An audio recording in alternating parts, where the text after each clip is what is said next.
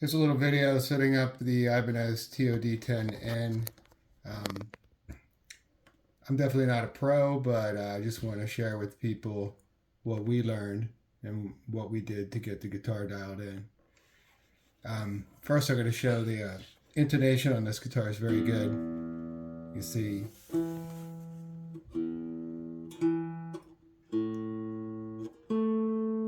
that's a Peterson Strobo tuner. Strobo stomp. Really stable, good intonation.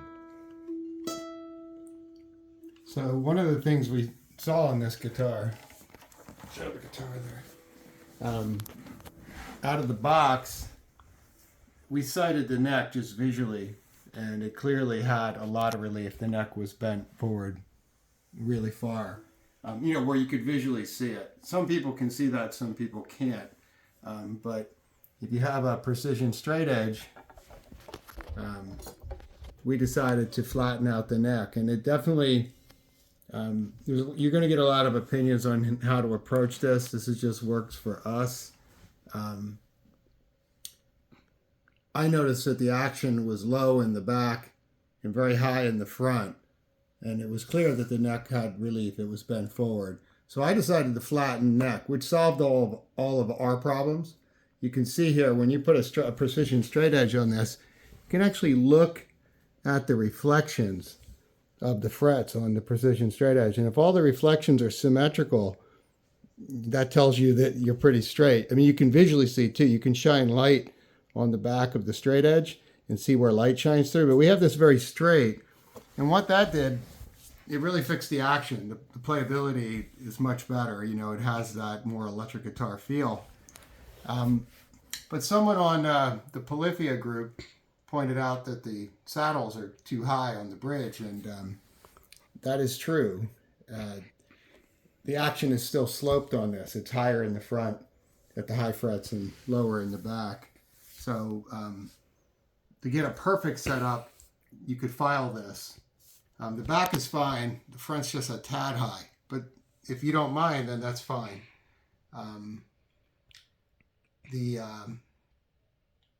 Filing it, you only get one shot to do it right, and then you're going to have to replace it. So I think it's good enough for us, but that would be if you wanted this to be a little lower. The neck's very flat here, so if you wanted this to be a little lower, you could file that.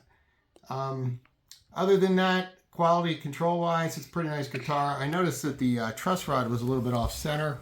I don't know if that's a design feature or it just came out that way. It's about 1/8 of an inch towards the high E string. It doesn't seem to matter. One guy said he put his on a plec. We don't have any buzz, and I could go a little more tension on the neck and lower the front at the expense of the middle being too high. We're getting no buzz right now. We're good enough, but your mileage may vary. One of the things I noticed is the truss rod was completely slack. It wasn't in one way or the other. It was completely loose. So we went tight and bent the neck back, and it's playing pretty good now. So I'm an awful guitar player, so yeah. yeah. I'm just a sucker who buys the guitars in the house.